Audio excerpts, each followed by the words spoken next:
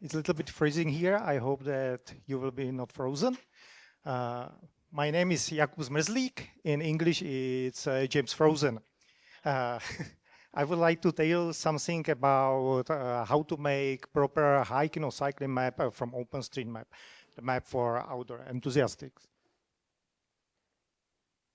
Okay, just at the beginning, maybe someone of you are using Mapicom. Mapicom is a application and map portal, especially for hikers, cyclists, and outdoor people, and is the most used application in Central Europe, and it started to be growing and known abroad Central Europe as well. It's created by company Seznam CZ, which is the main technological company in the Czech Republic, and we operate around 30 websites, most visited websites in the Czech Republic. We have own search engine, own email service, so we are something like small Google in our local market. Why we are talking about the hiking map and cycling map? Hiking and cycling in Europe is a really huge phenomenon. Many people are going hike and cycling for their basic free time spending. So in Europe, there are around 60–70% of people who are going hiking occasionally, and around 30–40% of people they are going frequently. If we are talking only about the DACH region, so Alps region, practically everyone going hiking regularly. And opposite, if you are looking to Benelux, the colleague here, there everyone is cycling, it's a cycling paradise. Also in UK, you have really high numbers for hikers or cyclists.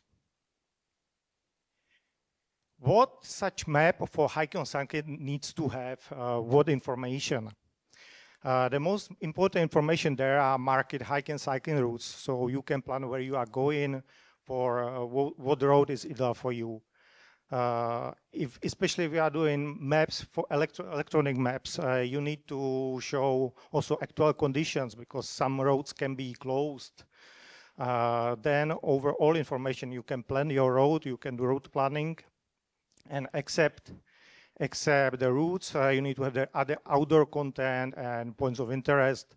Of course, elevation is important, and the basic for every map is locality searching. Okay, a few days ago, I returned from South Korea, where I have been for my 2 weeks holiday. It was really nice weather there, 19 degrees, sunny, and colorful leaves everywhere. And Korea, it's really amazing for hiking. There are a lot of mountains, a mountainous country. You can hike there everywhere. There are many roads prepared for hikers, but marking there is really, really bad. Practically, there are not existing marking. You have just signposts, and then you are going over small roads, and you are thinking if it is right or not. And as a cartographer, because my background is cartography, for many years, I am lazy to use maps, usually when I'm hiking. So I was just going according to such signposts.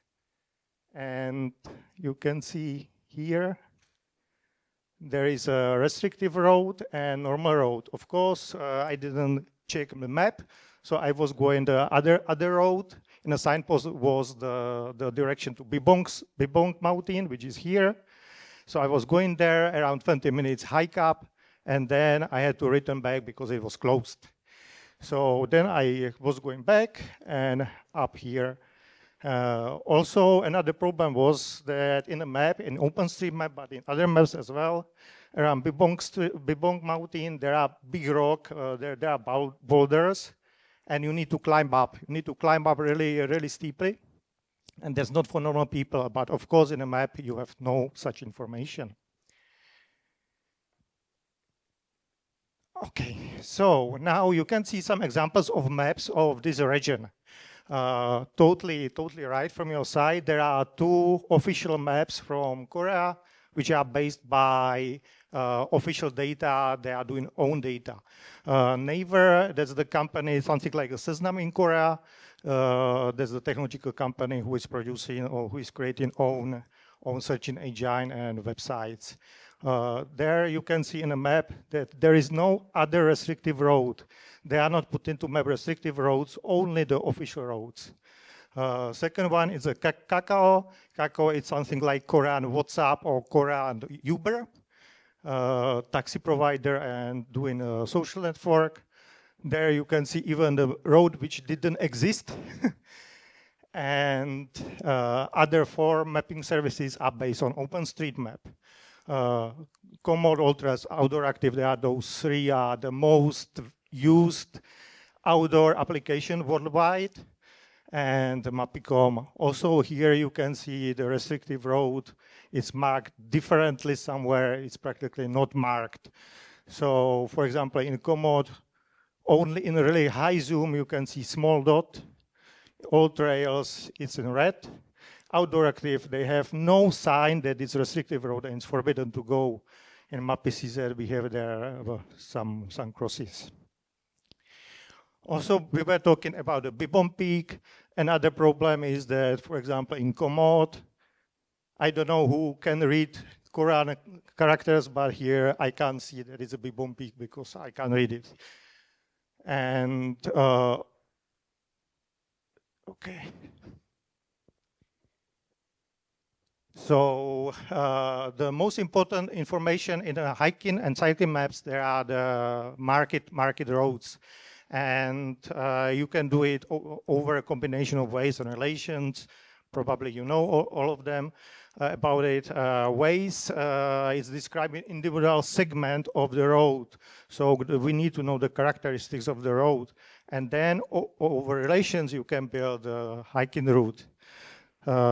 Because, for example, one hiking route can go over flat area and then go into mountains. So there must be more segments which will be described separately. As Olivia told at the morning, she is doing this for Britain. Thank you very much. In ways you are describing every part, every segment of the road. And we need to know, because then we are using it for visualization, for planning, we need to know the difficulty of each segment of the road. We need to know the surface. We need to know the access, what I was talking before. We need to know if it is seasonally open, if it is one way, and so on. So we need as much as possible characteristic about each road, then we can visualize better, we can show it to people much better, we can plan much better. And then over relations, we are describing the whole hiking route by name, and we looked before as well. There are, if it is possible, then put their name for every language what we are showing or what you want to show. So for example, if you are in Korean and everything is in Korean, many people will not understand. Then another thing is road marking. It's another really important thing that, for example, in Central Europe, in Czech Republic, Slovakia, Poland, we are using colors. In Hungary, some parts of Germany, it's used more symbols like cross or dots. And in Alpenverein making, for example, in Alp sector, they are doing numbering. So it's also important for easy orientation of the people. Of course, importance like if it is long distance road or just normal road, it's really useful for showing to people. And another thing what is really important is another connection to other data. So if it is exists any website, for example, again, Olivia, if she has a website for your website directly, so it would be nice if there is such information or information about connection to Wikidata, Wikipedia, then we can take more information from other sources as well. There are many different countries with many different quality of the data. There are some countries like Poland or Slovakia where in OpenStreetMap you can find practically 99% of hiking routes. But there are some countries like here you can see Austria and France where the hiking routes in OpenStreet is really missing. So in a left picture, you can see Mampicom or OpenStreetMap data, and down Freitagbad, which is the traditional cartographical house from Austria. And the red lines, they are the hiking routes. And in the right picture, the same is about OpenStreetMap and EJN. And sometimes it can happen that, for example, in data missing just relation. What we were looking before in Korea, also in Korean maps, we didn't see hiking routes, just paths, because they didn't use relation for showing the data in OpenStreetMap. For outdoor, there are not only hiking, cycling routes, but there are other content, other lines which should be there. And ferratas, it's, for example, in Alps, really huge topic, and a lot of people going there. Again, for ferratas, really important is to have the via ferrata scale to show the difficulty of the routes. And then you can think if you can go there or if it is too difficult for you. Same for cycling is MTB, which in some ski resorts or tourist resorts can be really popular. And again, here there is MTB scale where you can show to people how difficult is the road. And then again, we are marking it differently according to difficulty. Outdoor enthusiasts are not only interested about the summer holidays, but also in winter. And again, in OpenStreetMap, you have many OSM tags to show activities for winter. There are many, I don't know, slides or other roads for many different activities. And it will be really nice if you are marking there and then we can show to people. Second big topic is there are actual conditions of the trails, and that's one thing which is quite missing in OpenStreet, and it's, I think, understandable. But in OpenStreet, you can find some seasonal accesses or permanent closures, but of course not real-time data. For real-time data, we need to be connected to many different government offices, national parks, and they can give us such information. So then you will know that, for example, the tree fall down over the hiking route, and for 1 week it's closed. Every information which you are put into OpenStreet, it's going to route planning. Then when you are planning the trip, then for example, in a flat area, if you are going to asphalt road, of course, we are going much faster than in mountains area with even some ropes or some other rocky stuffs. We are everything connecting together and preparing data network models for proper route planning for each activity. So for hikers will be different route planning than for via ferrata lovers or cyclers. Hiking map, it's not only about routes, but it's also about other content which will make you better orientation in a terrain. You will have their signposts, so you will have their lookout towers, you will have their restaurants or some refreshing points. Also should be there accessing points and logistics, so cable cars and restaurants for your refreshment and hotels. If you are going hiking or cycling, you are a recreational hiker or cycler. In majority of us, we are recreational cyclists and hikers. And we are using map before the trip, for planning the trip, for be attracted, and during the trip also for orientation, but for know more things about the places where you are going. For this, just such hiking or cycling map is not just a map, but it's your personal travel guide, hiking guide, where you can read and new information about the places where you are going. So for this, it's really important, really great if data are connected over Q code to with other information, Wikidata, Wikipedia, Wikimedia.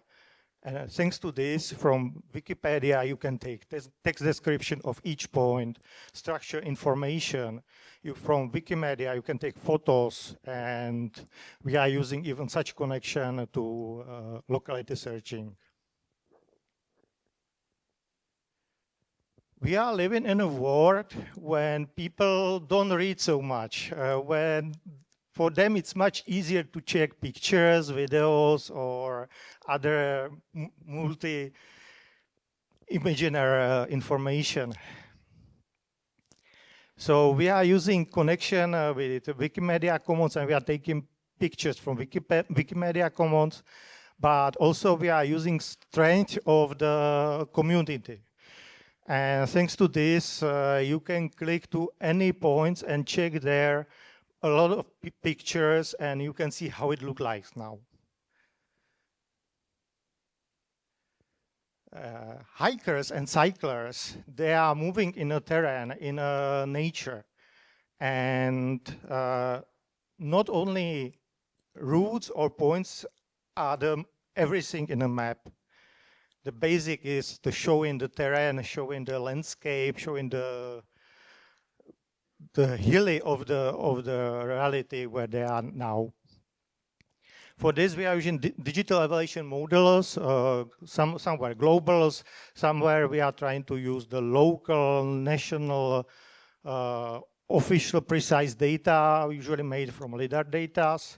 And you can, from this data, you can create hill shape visualization, contour lines, a huge elevation database, which it can be connected to other your features and functions, slope angle, and least but not last, rock features.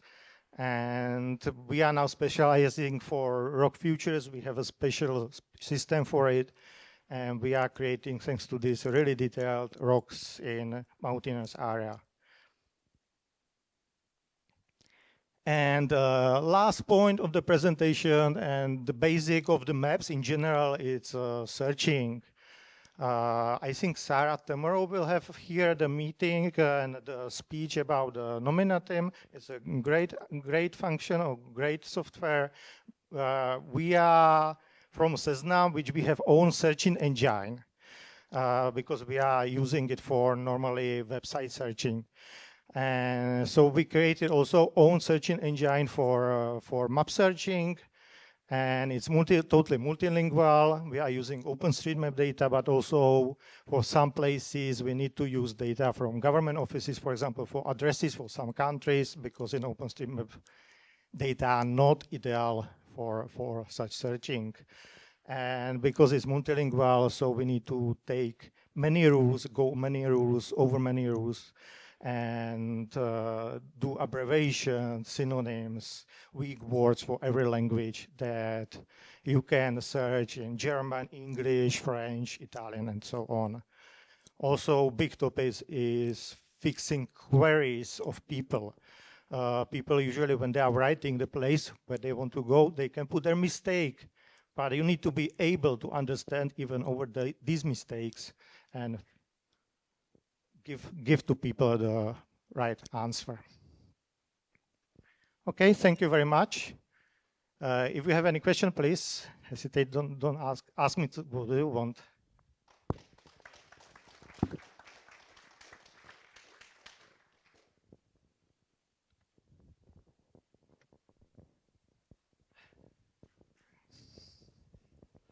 Very nice talk. Thank you very much. I saw that you have importance of places. I don't know where you were getting that from. Can you talk a bit about that, please? Important places. We are combining many different characteristics. One of it is popularity, how many people click on such places. Another thing is connection to Wikipedia, how many links in Wikipedia is to this place. Then we have special tool where we can see how many people put in their pictures, reviews, how many additional information are for these points. So usually those points are more evaluated for people. And everything we are combining together. Yes. So I have a question. So this morning, an interesting topic came up, which is that I think here in the UK you have like freedom to roam. You can basically, not sure if it's here. Yeah, I mean Scotland is also UK, right? It's only in Scotland. It's only in Scotland where you have freedom to roam. Is that true? Okay, okay. So I also did a hike, and I found all these signs like stay on the official path, and I did see some paths that were or some trails where there was damage, and it didn't look like that was intentional. And also, in fact, it showed up on OpenStreetMap, and it did show up on my my map. So I'm wondering, like, how should you map trails where it's not appreciated if you go off the official track to damage the nature, and how do you visualize that, or do you visualize it in a different way? Okay, it's quite difficult. If it is in OpenStreetMap, it's nice because we can visualize over the OSM tags what you have there. But if it is not in OpenStreetMap, it's about cooperation with the regions, which they will tell us that this road is closed or damaged, and then we can visualize. We have such information because also we are doing some road navigation. From road navigation, it's saying that some roads can be broken and we need to show it, or there can be some disaster. And for this, of course, we can't do it for whole world because we don't have people for it, but mainly for national parks in Central Europe, because we are from Central Europe, we have a cooperation that they are telling us, or we are checking at their website regularly. And some of them, they have feeds, so they can be connected to us by a feed. And the same service is our competitor Outdoor Active has same service, especially with Alpenverein as well.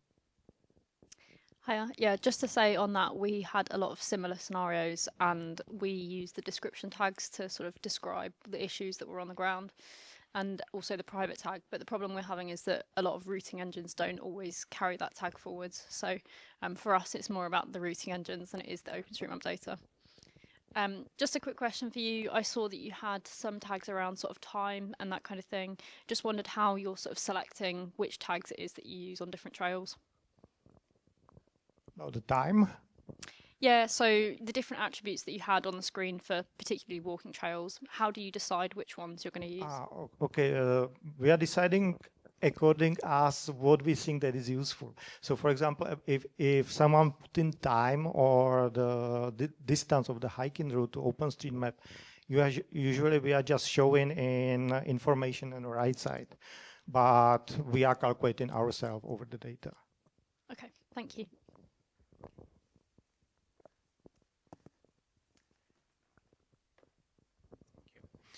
I just wanted to ask if you have done any quality assessment on the elevation model that you have used, because I'm working for the European Cycling Federation, and then we have done an analysis on the elevation model in Brussels with the EUDEM, and the results were not good. So I wanted to ask, have you tackled this problem, this ongoing problem?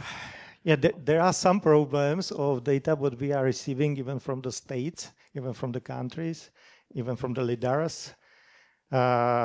We have huge feedback channel from the people. So when we find that there are such problems, that we are trying to repair ourselves, but we don't do any special assets of the data. But of course, we are trying to take the most precise data. So, for example, I don't know, if for Austria, we will not use Serotonin model because it's not so precise. We will use the state model from LIDAR data. Yes. You showed some differences between the OSM data and the national mapping data. And sometimes that's because the path has actually disappeared. Sometimes it hasn't been mapped yet. I was just wondering if you were if anyone systematized this to say somebody should go and look and see whether this path actually exists or not, because yes, a list of places to go walking would be quite useful if it's like. Okay, I'm not sure about France, but I can talk about Austria because before Mapicom I was working for 10 years for Freiburg, Austria. And all data from Freiburg, Austria or Compass, if we are talking in the same area, the competitor of Freiburg, it's made in cooperation between the editorial team and the regions and people who are marking directly the roads. So I think that in 99% it's right, what is there. Mm. But in cases where it has just not been mapped yet, when something is just missing from OSM, a list of places to go would actually be a really useful output from somebody, because quite a lot has been done, right? We're now getting to the rather more obscure routes. You kind of got to go and look. We are trying, but we don't have so many people, so many money for it to give them. No, but to publish a list of routes, even if you can't survey them, I think there's plenty of volunteers in the OSM community that would find an obscure hiking route an interesting challenge. Of course, we can give you some places where it's nice to be mapped. Great. Thanks a lot.